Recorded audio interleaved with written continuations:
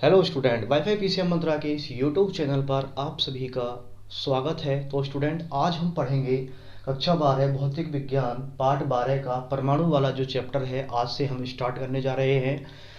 अगर आपको न्यूमेरिकल में प्रॉब्लम होती है सॉल्व करने में, क्योंकि इसका जो वेटेज होता है 20 से 28 नंबर का वेटेज होता है न्यूमेरिकल का। न्यूमेरिकल कैसे आते हैं? अगर हम डेरिवेशन अच्छे से कर लेते हैं तो न्यूमेरिकल बड़े आराम से हो जाते हैं, ठीक है ना। और अगर हम इन चीज़ों को बेसिक से पढ़ लेते हैं तो चैप्टर को आगे हम अच्छे से रन कर पाते हैं, ठीक है ना। चैप्टर को हम बड़े आगे जो जितने भी टॉपिक हैं उनको बड़े अच्छे से समझते हैं।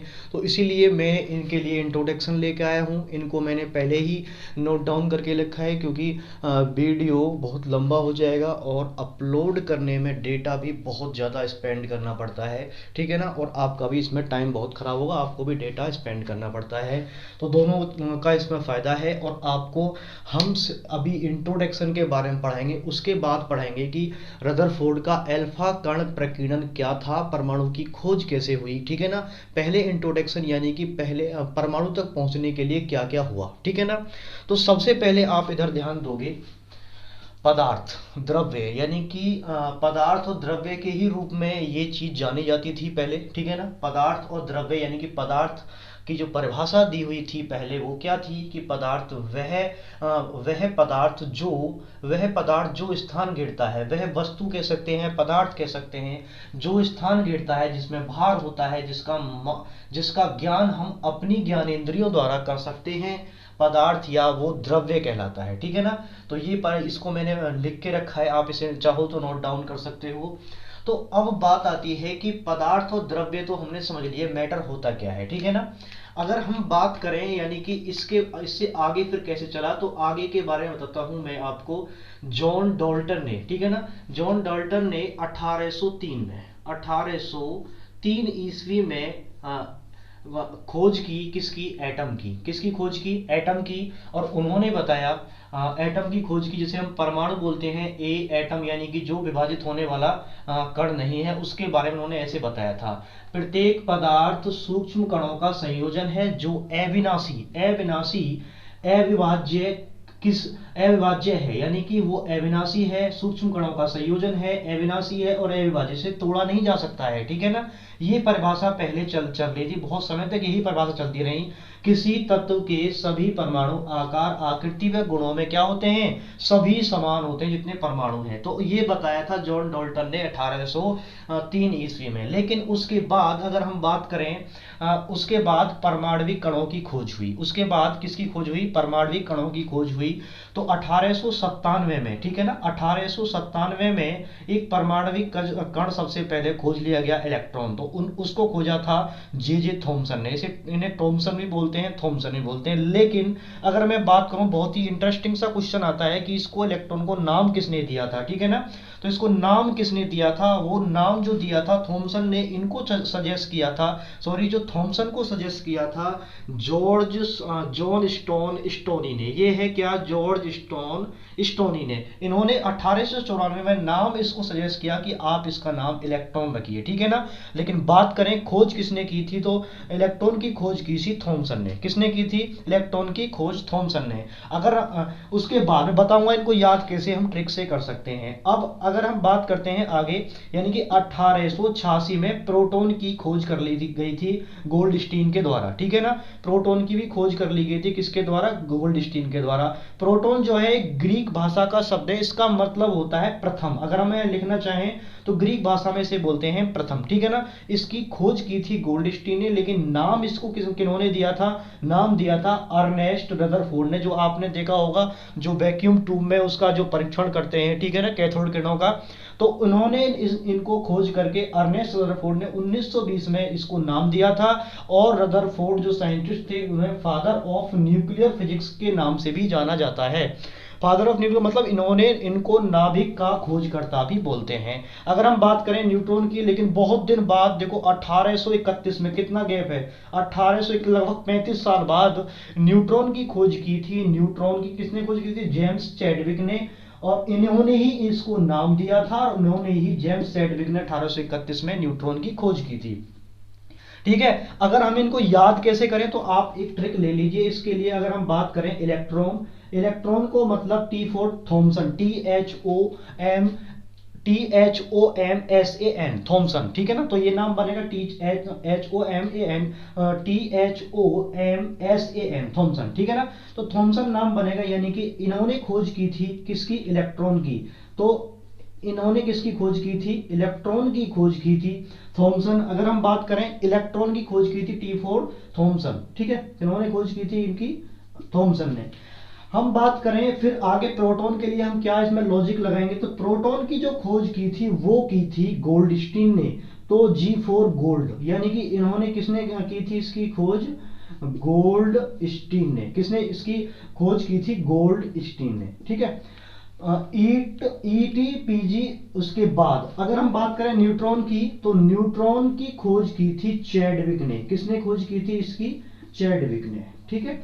न्यूट्रॉन की जो खोज की थी चैडविक ने, नाम भी चैडविक ने दिया था। बहुत ही इंटरेस्टिंग है, आप इस किसी से पूछ लोगों को इलेक्ट्रॉन का नाम किसने दिया था, तो इन्होंने नाम सजेस्ट किया था इलेक्ट्रा, किसको, थॉमसन को। तो इसका नाम 1854 में सजेस्ट किया था और इन्होंने 1897 में इसको इलेक्ट्रॉन कह के बोला, थॉमसन ने जब इसकी खोज की थी। अब हम इसको ट्रिक से कैसे याद करेंगे, थॉमसन, गोल्डस्टीन और चैडविक। तो देखो कैसे, ईटा, इसको लिखेंगे ईटा, ईटा पर गिरकर नाच। तो हम इसे लिख सकते हैं ईटा पर गिरकर, ईटा पर गिरकर नाच, ठीक है।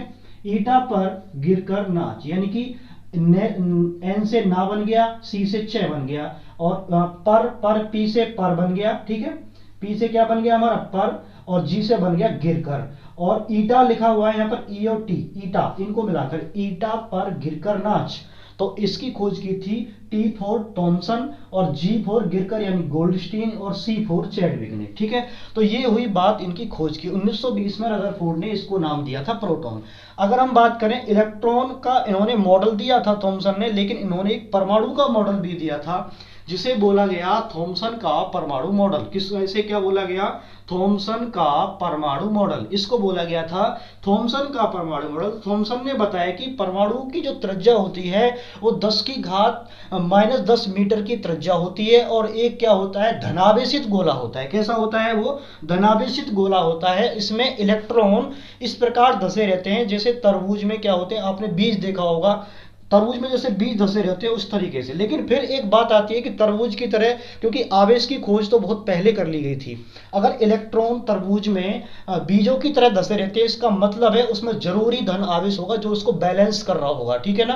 यानी कि इतना ही इलेक्ट्रॉन होते हैं, इतने ही फिर क्या होंगे, प्रोटॉन। तो इसमें ये इन्होंने बताया था, प्रोटॉन की तो नहीं बता पाए थे, लेकिन उन्होंने यही बताया था कि इतना जितना इसमें ऋणावेश होता है इलेक्ट्रॉन में, मैं इसको यहाँ पे बना देता हूँ। इन्होंने एक इस तरीके से इनका तरबूज का टाइप का इन्होंने बनाया था कि इसमें इलेक्ट्रॉन इस तरीके से होते हैं, ठीक है। इसमें इलेक्ट्रॉन इस तरीके से होते हैं, यानी कि एक गोला होता है धनावेशित और इसमें इलेक्ट्रॉन इस तरीके से, यानी कि जितने नेगेटिव होते हैं उतने ही क्या होंगे इसमें पॉजिटिव भी उसी तरीके से इसमें होते हैं, ठीक है। जितने नेगेटिव होते हैं उसी तरीके से इसमें पॉजिटिव होते हैं। तो इन्होंने ये बताया था कि कुल ऋणावेश बराबर कितना होता है, कुल धनावेश, ठीक है। लेकिन इनकी दो कमियां रही थी। इनकी कमियां, इनकी बुराई क्या थी, यानी कि कोई भी कितना अच्छा काम कर ले लेकिन बुराई उसमें फिर भी निकाल देते हैं लोग। लेकिन इनके काम को देखते हुए, यानी कि ये ज्यादा अधिक इसकी व्याख्या नहीं कर सके थे, यानी कि यह मॉडल परमाणु के स्पेक्ट्रम को नहीं समझा सका, जो जिसकी स्पेक्ट्रम की खोज की थी नील बोर वगैरह, बोर ने, ठीक है ना। वामर ने भी स्पेक्ट्रम को दिखाया था। यह मॉडल अल्फा कणों के प्रकीर्णन की व्याख्या भी नहीं कर सका, जिसकी व्याख्या की थी रदरफोर्ड ने। यानी कि इनके दो स्टूडेंट थे, एक तो क्या थे, मार्सडन और एक गीगर और मार्सडन ने दोनों जो अपने इनके स्टूडेंट थे, यानी कि जो सहयोगी थे, उनके साथ प्रयोग किया था, तब जाके इन्होंने अल्फा कणों का प्रकीर्णन दिखाया था। अब हम सबसे पहले अल्फा कणों के प्रकीर्णन के बारे में जान लेते हैं। रदरफोर्ड का अल्फा प्रकीर्णन मॉडल क्या है, आप इसका कॉपी कर सकते हो, यानी कि परमाणविक कण, इनको हम बोलते हैं इंग्लिश में एटॉमिक मॉडल, ठीक है ना। ये मैंने क्यों लिखवाया, क्योंकि गवर्नमेंट जॉब के एग्जाम में इनको कई बार पूछ लेते हैं, ऐसे पूछ लेते हैं कि इलेक्ट्रॉन को नाम किसने दिया था, तो जॉन स्टोनी ने दिया था। इलेक्ट्रो नाम किसको सजेस्ट किया था, जे जे थॉमसन को।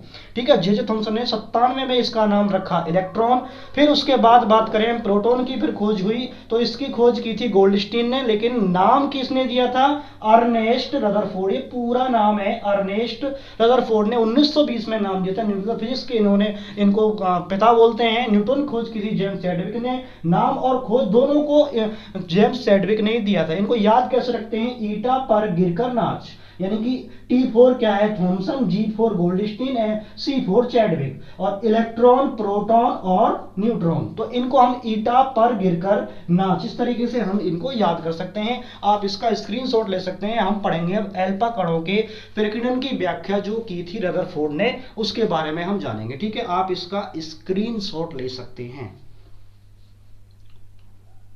इस डायग्राम को भी आप, डायग्राम को हो सके तो इसके जस्ट बाद बनाना यहाँ पर, क्योंकि यहाँ स्पेस नहीं था।